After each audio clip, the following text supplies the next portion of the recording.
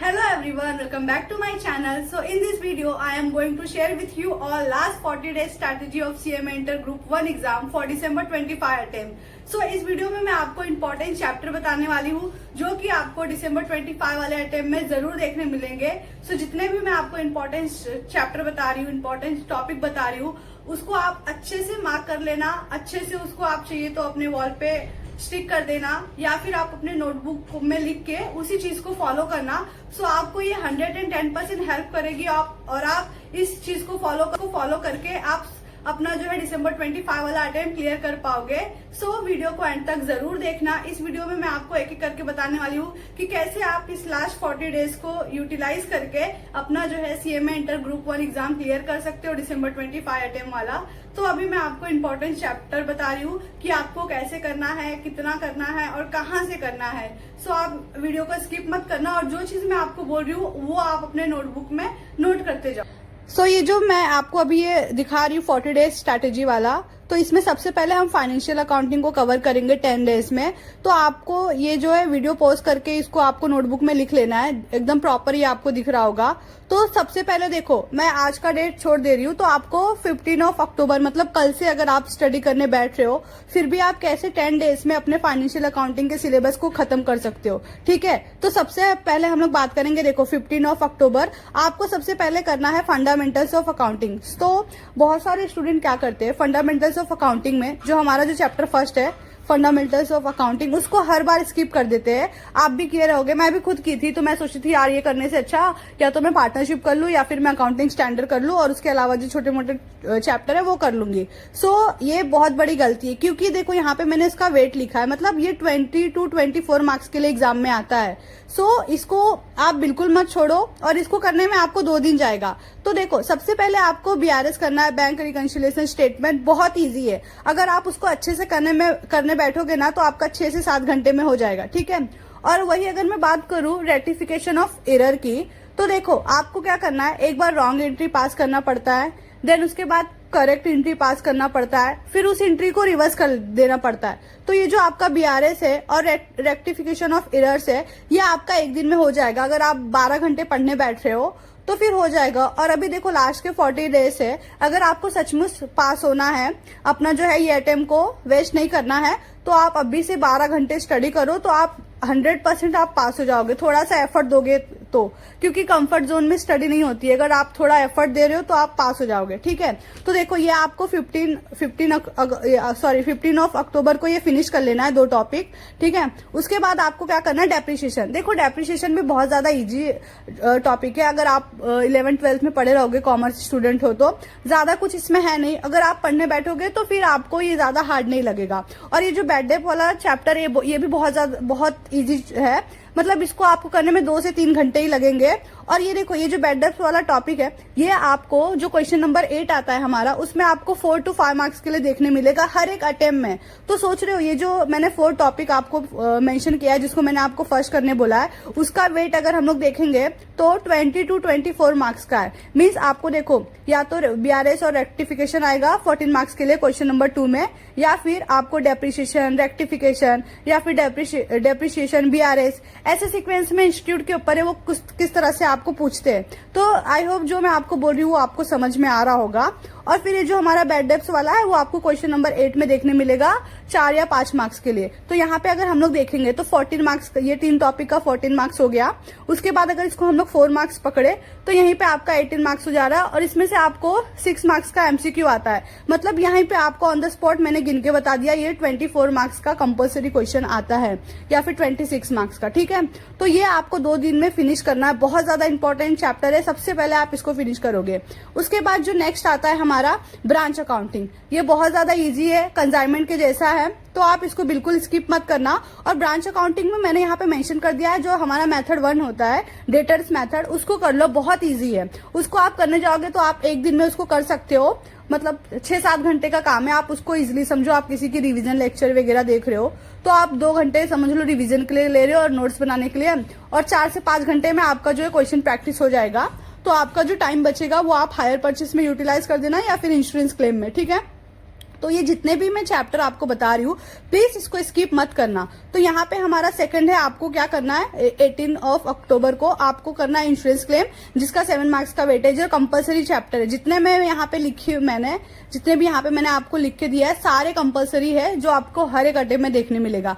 Then आपको 19 को hire purchase कर लेना है, ये भी अगेन फिक्स चैप्टर है, हर अटेम्प्ट में आपको देखने मिलेगा। देन उसके बाद ये अटेम्प्ट में मेरे को जहां तक लग रहा है बिल्स ऑफ एक्सचेंज आएगा, और उसमें जो हमारा सेकंड टाइप है अकोमोडेशन बिल, तो वो उसके चांसेस ज्यादा है। पर फिर भी आप अगर आपके पास टाइम है तो कंसाइनमेंट कर लेना, थोड़ा ऊपर ऊपर से देख लेना, बट हायर चांस है कि बिल्स ऑफ एक्सचेंज में से अकोमोडेशन बिल का क्वेश्चन आएगा। ठीक है, तो ये आपको 20 तक कर लेना। यहाँ पे मैंने यहाँ पे लिखा देखो 28 to 30 मार्क्स, और यहाँ पे मेरा था 24 मार्क्स। तो यहीं पे आप देखोगे आप 50+ मार्क्स स्कोर कर पा रहे हो बस इतने चैप्टर को करके, बट आपको कुछ ऑप्शन में नहीं रखना है, ये तो आपको करना ही है। उसके बाद अगर जो मैं आपको आगे बता रही हूँ आपको उस पर भी ध्यान देना है, वो भी करना है। देख सकते हो यहाँ पे 24 मार्क्स, यहाँ पे 30 मार्क्स, मतलब आप इजिली 50+ मार्क्स स्कोर कर सकते हो। तो प्लीज अच्छे से करना, कुछ भी स्किप मत करना, और जितना मैं आपको बता रही हूँ जिस सीक्वेंस में बता रही हूँ उसी तरह से करना। उसके बाद यहाँ पे अब देख लोग बात करते हैं, जो हमारा थर्ड लिस्ट पे है वो है NPO, single entry and final accounting. Final accounting तो आप लोगों को आता रहेगा, तो मैं तो यही बोलूंगी इस पे टाइम वेस्ट करने से अच्छा अगर आपको आ रहा है तो इसके अलावा कोई और टॉपिक एडजस्ट कर दो। लेकिन ये जो हमारा एनपीओ और सिंगल एंट्री है इसको 100% आप करना। ऐसा नहीं कि ऊपर ऊपर से देख के हमने हटा दिया, मैं इसके लिए एक दिन दे रही हूँ, एक दिन एक टॉपिक के लिए इनफ है। अगर आप 12 घंटे स्टडी कर रहे हो तो समझो आज मैंने सिंगल एंट्री स्टार्ट किया तो 22 को, तो मैं क्या करूंगी 2 घंटे एटलीस्ट, समझो आप कभी भी उठ रहे हो, 2 से 2.5 घंटे कंसेप्ट को सीखने में दो। लाइक जो उसका फॉर्मेट है, debtors, creditors, bills receivable, bills payable, profit and loss, balance sheet, ठीक है, ये सारे जो फॉर्मेट है उसको अच्छे से लर्न कर लो, उसके कंसेप्ट को अच्छे से लर्न कर लो कि रेवेन्यू कौन सा है, कैपिटल कौन सा है, इफेक्ट कहाँ कहाँ देना है। देन उसके बाद पूरे 10 से 12 घंटे आपको सिर्फ पेपर सॉल्व करना है, मतलब 5 पेपर, एमटीपी, आरटीपी, ठीक है। तो अगर आप मॉड्यूल नहीं सॉल्व किए फिर भी चल जाएगा। मैं ऐसा क्यों बोल रही हूँ, जब आप 5 पेपर सॉल्व करने बैठोगे तो तुम खुद देखोगे जितने मॉड्यूल के क्वेश्चन है वो 5 पेपर में आए हैं, ठीक है। तो बस आप इतना ही अच्छे से कर लोगे तो ये एक दिन का काम है सिंगल एंट्री।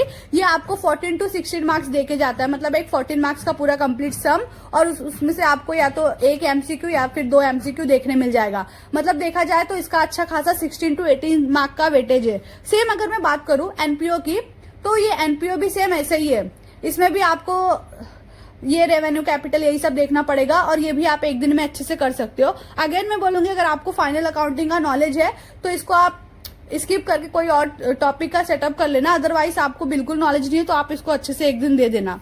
उसके बाद यहाँ देखोगे मैंने क्या किया, यहाँ 24 एंड 25 के यहाँ पे मैंने ऑप्शन रखा। देखो बहुत सारे स्टूडेंट हैं जिनको पार्टनरशिप जो है नहीं करना रहता है, तो मैं यही सजेस्ट करूंगी अगर आप पार्टनरशिप नहीं कर रहे हो तो आप उसको स्किप कर दो, बट आपको ये अकाउंटिंग स्टैंडर्ड इन 2 डेज में फिनिश करना है। और इस अकाउंटिंग स्टैंडर्ड का जो वेट है 20 मार्क्स का वेट है। तो मैं आपको यही बोलूंगी अगर आप चलो एडमिशन रिटायरमेंट नहीं कर रहे हो तो अकाउंटिंग स्टैंडर्ड को आपको 110% करना पड़ेगा, ताकि आप जो है अच्छा खासा मार्क्स उसमें स्कोर कर पाओ। आप ऐसे डाउट में नहीं रहो कि यार ये आएगा तो मेरे को छोड़ना पड़ेगा। इस कॉन्फिडेंस से करो कि ये आएगा तो मैं कर लूंगी, ठीक है।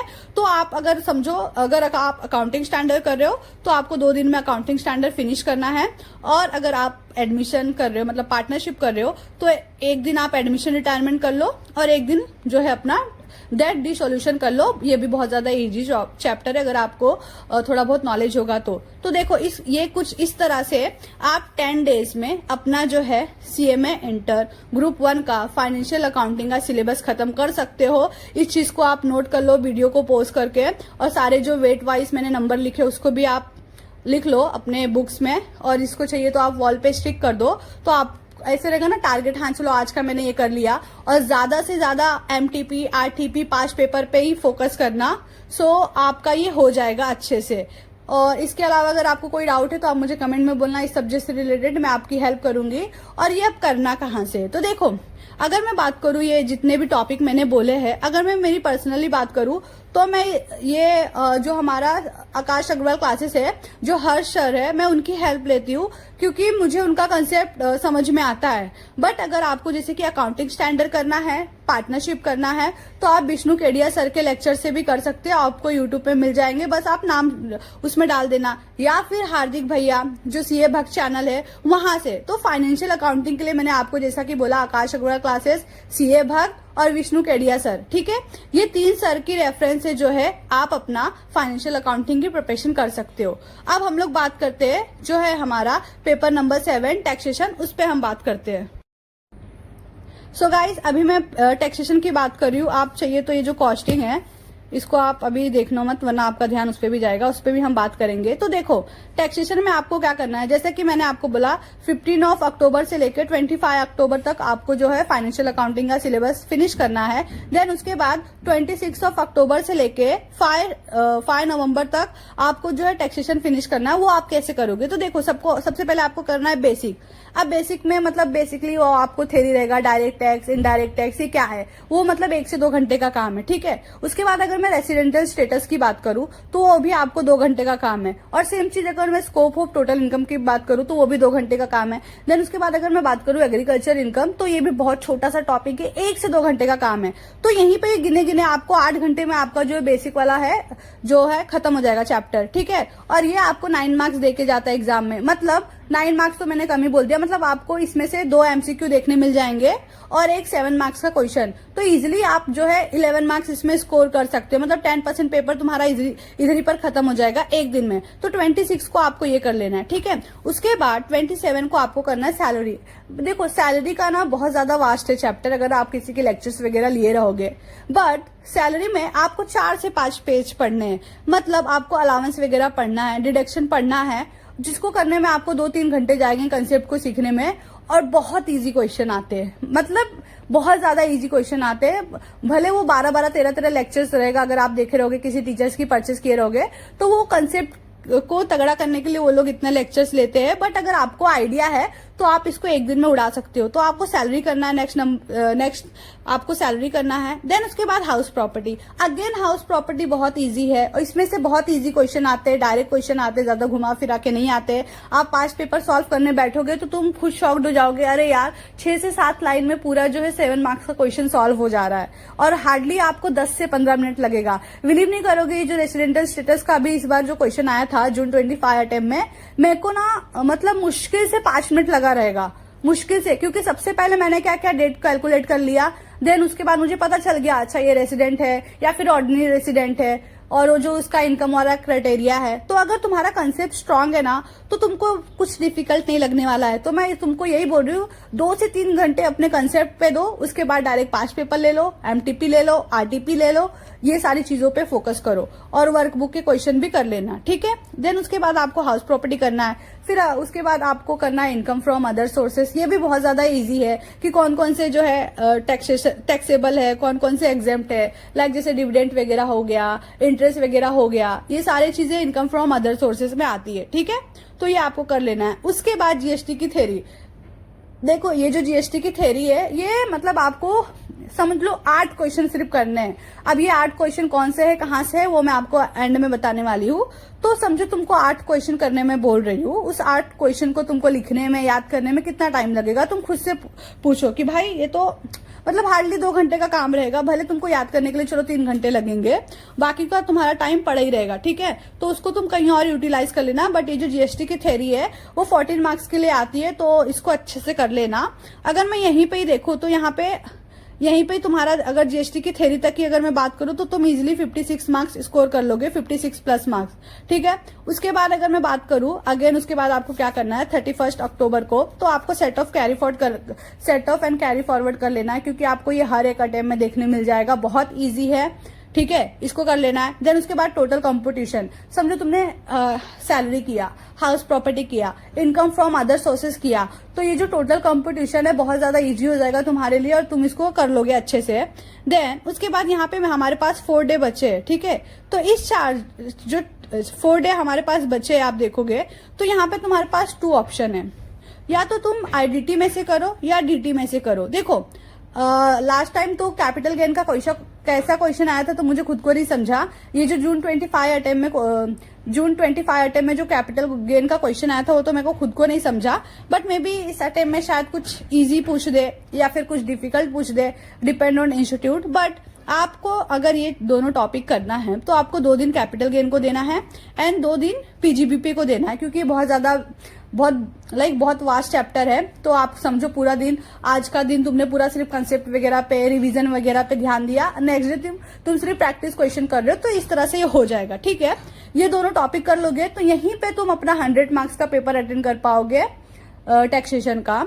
अदरवाइज अगर तुमको ये नहीं करना है तो तुम आईडीटी की तरफ जा सकते हो, जिसमें तुमको जीएसटी कर लेना है, जिसमें तुमको time of supply, value of supply, I think last attempt में शायद वैल्यू ऑफ सप्लाई आया था, पेपर देखना पड़ेगा, आप देख लेना। तो समझो अगर वैल्यू ऑफ सप्लाई पूछा था जून 25 में तो 110% चांस है इस अटेम्प्ट में टाइम ऑफ सप्लाई पूछे। एक अटेम्प्ट में ये क्वेश्चन पूछता है, एक अटेम्प्ट में ये क्वेश्चन पूछता है। तो समझो अगर लास्ट टाइम ये आया है तो तुमको ये वाला करना है, अगर ये वाला आया तो तुमको ये वाला करना है। ठीक है, ये देख लेना अगर तुम लोग आईडीटी की तरफ जा रहे हो, और फिर कस्टम कर लेना। तो यहीं पे आप देखोगे आपका ये जो है 14 मार्क्स का ये बन जाएगा। अगर आप आईडीटी सिलेक्ट कर रहे हो और डीटी सिलेक्ट कर रहे हो तो यहाँ पे तुम्हारा 14 मार्क्स बन जाएगा, तो तुम 100 मार्क्स का पेपर अटेंड कर लोगे। तो ये मैंने तुमको बता दिया कि आप कैसे 10 डेज में अपना टैक्सेशन का सिलेबस फिनिश कर सकते हो। अब मैं बात करूंगी आपको करना कहाँ से। तो देखो, अगर आपको प्रैक्टिस करना है, रिविजन करना है, कंसेप्ट करना है, तो आप जो है आकाश अग्रवाल क्लासेस से आकाश सर की वीडियो का हेल्प ले सकते हो। बिलीव नहीं करोगे, मैंने उनका ही जितना भी था रिवीजन लेक्चर, जो 1-1 घंटे की जो वो कराते हैं, जिसमें वो क्वेश्चन कुछ 5 पेपर या कुछ मिक्स क्वेश्चन कराते हैं, उसी के बेस पे मैंने अपना एग्जाम दिया था और मुझे टैक्सेशन में 48 या 49 कुछ तो मार्क्स आया था। आई नो कम है क्योंकि मैंने थोड़े बहुत खुद से मिस्टेक किए थे। अकॉर्डिंग टू मी मैं एक्सपेक्ट कर रही थी कि मेरे को उसमें एग्जेम्पशन आएगा टैक्सेशन में, बट मैंने कुछ 49 मार्क्स स्कोर किए।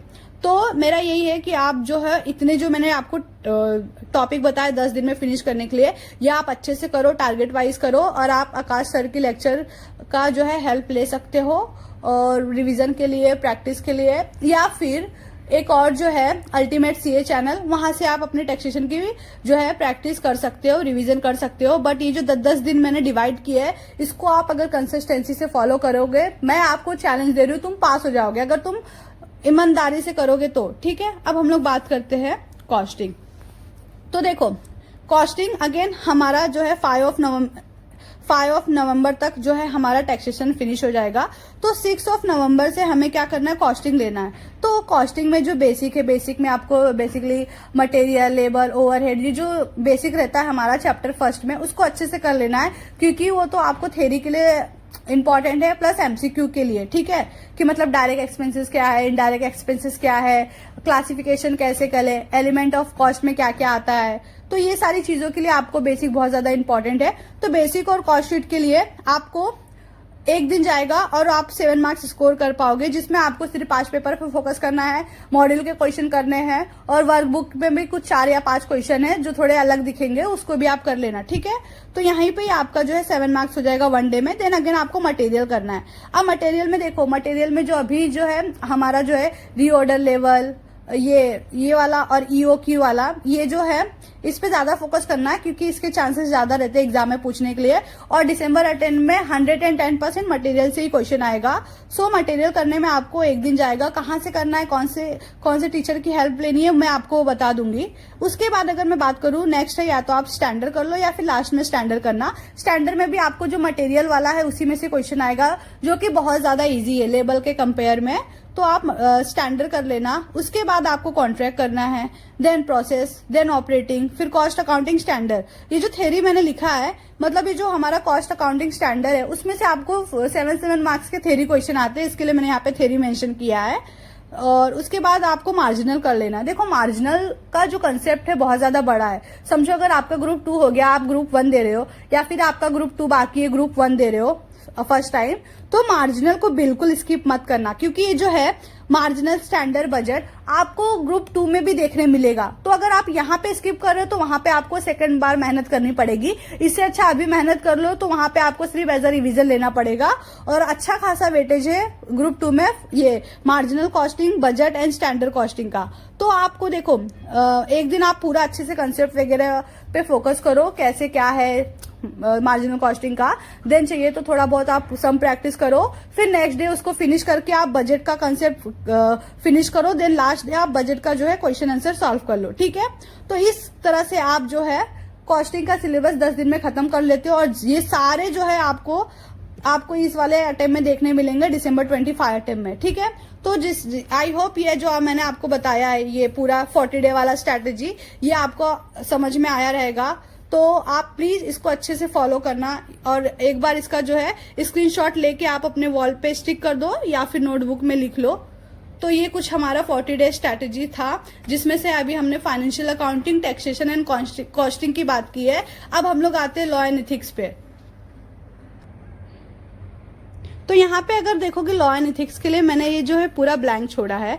इसका रीजन है क्या है वो मैं आपको बताती हूँ। तो सबसे पहले आपको क्या कर लेना है, 16 नवंबर को आपको इथिक्स करना है। इथिक्स करने में आपको एक दिन जाएगा। आप अर्जुन छाबड़ा सर के लेक्चर देखो, जो उन्होंने इथिक्स का रिवीजन किया है, उसमें आपको कुछ 15-16 क्वेश्चन देखने मिल जाएंगे इथिक्स से। और इथिक्स से आपको डायरेक्ट क्वेश्चन आते हैं जो कि आपको 14 मार्क्स देंगे, और अगर आप 4 मार्क्स का एमसीक्यू पकड़ लो तो आपका 18 मार्क्स यहीं पे बन जाएगा। तो फर्स्ट आपको एथिक्स करना एक दिन में हो जाएगा।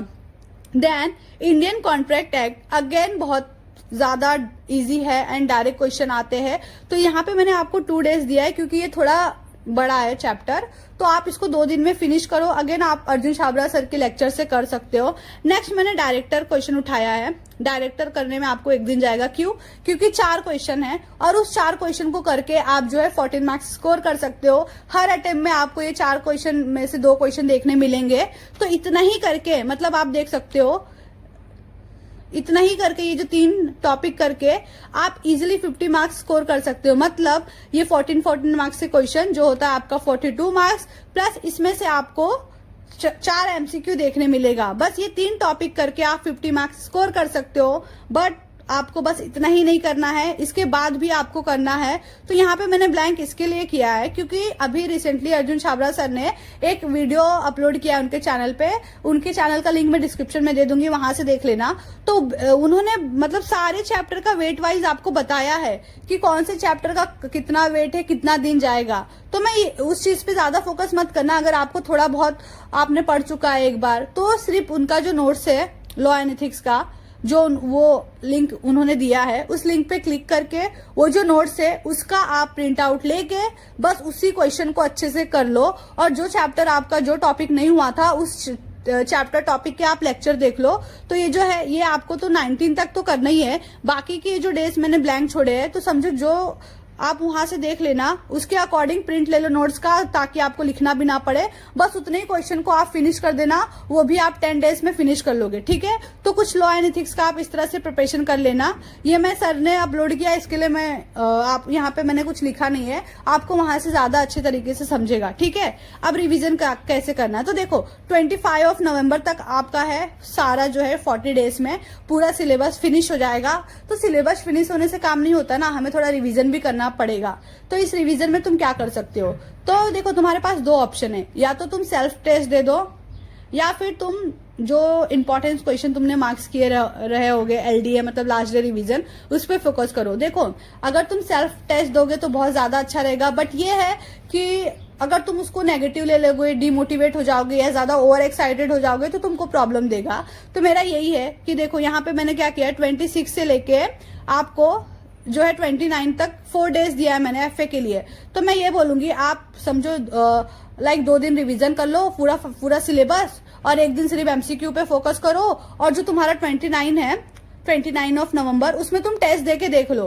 पर मैं यही चीज बोलूंगी, जरूरी नहीं है जो तुम्हारा अभी तुमने स्कोर किया है वही तुम एग्जाम में करो, या उससे कम करो या उससे ज्यादा करो। ये तुम खुद के लिए दोगे ना। और ऐसा नहीं है कि फिर यार तुम्हारा कम मार्क्स आया तो तुम फिर से सारी चीजें लेके बैठ रहे हो, फिर से पढ़ रहे हो। ये गलती मत करना। तो तुमने इतना जो 10 दिन तुमने पढ़ा है, 5 पेपर सॉल्व किया है, एमटीपी आरटीपी सॉल्व किया है, समझो चैप्टर वाइज तुम एमसीक्यू भी करते गए, तो तुमको पता चलेगा कि यार तुम कितना मतलब पानी में हो, कितना तुम्हारा आ रहा है। अगर तुम 50+ भी स्कोर करते हो तो टेंशन मत लो, हाँ कि मतलब तुमने चलो 10 दिन में अपना बेस्ट दिया है। तो टारगेट रखना कि यार मेरे को सब में 50+ स्कोर करना है। तो समझो अभी तुमको टेस्ट कैसे देना है। अगर तुम दे रहे हो 29 को फाइनेंशियल अकाउंटिंग का, तो कोई भी पेपर उठा लो, समझो रैंडम अटेम्प्ट का, दिसंबर का ले लो, दिसंबर 25 का ले लो, सॉरी दिसंबर 24 का ले लो, या दिसंबर 23 का ले लो, या फिर दिसंबर 20 का ले लो। तो ऐसे कोई भी रैंडम पेपर उठा लो। मैं दिसंबर अटेम्प्ट इसके लिए मेंशन कर रही हूँ क्योंकि जो है सीक्वेंस जो है अभी हमारा सेम ही रहता है पेपर का ऑलमोस्ट, अटेम्प्ट टू अटेम्प्ट। तो दिसंबर वाला ले लोगे तो अच्छा रहेगा, अदरवाइज जून का भी लेना है तो 2 ले लो। मतलब एक दिन में तुम 2 पेपर सॉल्व कर सकते हो ना। जैसे 29 की अगर मैं बात करूँ तो 3 घंटे का ही पेपर रहता है, तो एक दिन में आप अच्छा खासा 2 से 3 पेपर सॉल्व कर लेते हो।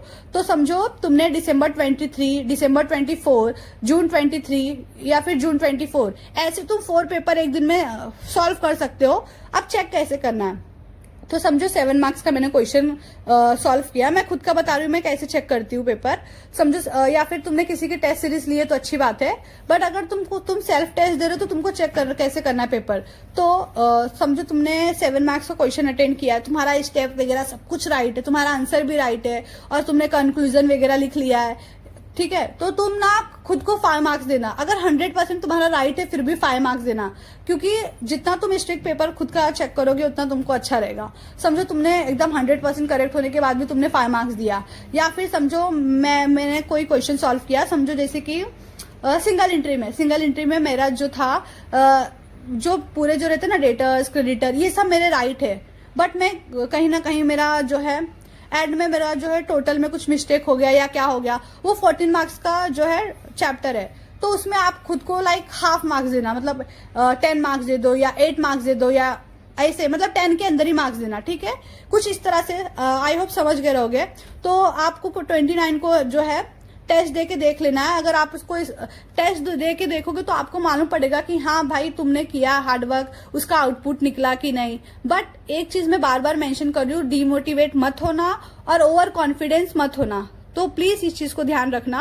और एमसीक्यू के लिए आपको क्या करना है, एमसीक्यू के लिए आपको जितने भी आरटीपी, एमटीपी और अभी तक जितने भी हमारे जो पेपर हुए और इंस्टीट्यूट की वेबसाइट पे जो एमसीक्यू अपलोड है, सारे एमसीक्यू को अच्छे से कर लेना। मतलब एक दिन में आपको पूरे एमसीक्यू फिनिश कर देना, यहाँ तक कि मॉड्यूल के भी, ठीक है। अगेन ये चीज आप करोगे टैक्सेशन के लिए। टैक्सेशन के लिए आपको 30 एंड 1 दिसंबर को आपको क्या करना है, रिविजन कर लेना है। देन उसके बाद आपको 2 दिसंबर को आप टेस्ट दे दो।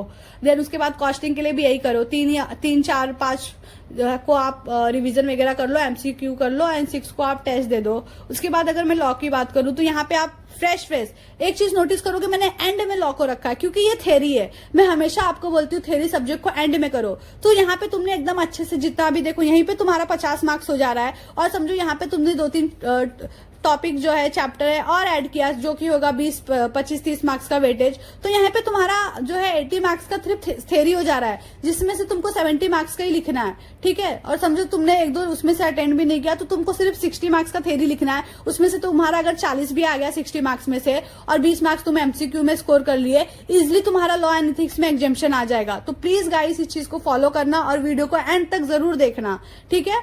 तो एंड में मैंने इसीलिए रखा क्योंकि ये थ्योरी सब्जेक्ट है, ये तुम्हारे दिमाग में रहेगा एंड तक। और अब यहाँ पे देखो 7 to 9 तुमको रिवीजन करना है। रिवीजन में 2 दिन तुम ये सब ले लो इसके लिए कि तुमने क्या क्या पढ़ा थ्योरी में, एलडीए मार्क्स जो क्वेश्चन किए हो जो एग्जाम के लिए इंपॉर्टेंट रहेंगे उस क्वेश्चन पे फोकस करना। उसके बाद 9 को तुमको एमसीक्यू कर लेना है। इसमें मैंने टेस्ट ऐड नहीं किया क्योंकि 10 को तो तुम देने ही वाले हो टेस्ट, ठीक है। तो 2 दिन तुमको रिवीजन कर लेना है। 3rd डे सिर्फ एमसीक्यू पे फोकस करो। मैं बोल रही हूँ अगर तुम्हारा एमसीक्यू में 24 से 26 मार्क्स आ गया ना, तुमको पास होने से कोई रोक नहीं सकता है। समझो 20 to 24 मार्क्स, 26 to 24 मार्क्स तुम्हारा चारों पेपर में आ गया, इधर ही तुम्हारा 100 मार्क्स बन गया। और डम से डम स्टूडेंट, सॉरी ये वर्ड यूज करने के लिए, मतलब कोई कितना भी लाइक ऐसे वीक स्टूडेंट रहे, अगर उसका 100 मार्क्स का एमसीक्यू राइट है तो उसका जो है अदर प्रैक्टिकल थ्योरी में 100 मार्क्स आ ही जाएगा।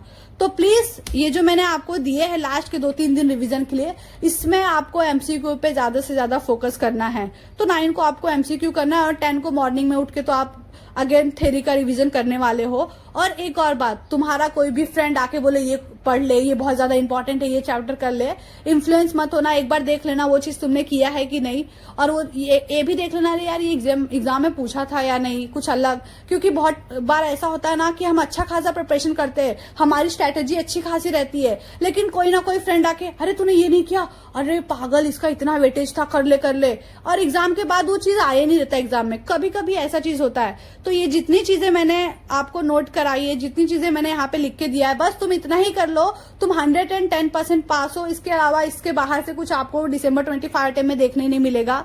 सो आई होप ये चीजें आपको समझी रहेगी, इसको अच्छे से नोट कर लो और फिर अपना अच्छे से प्रिपरेशन करो।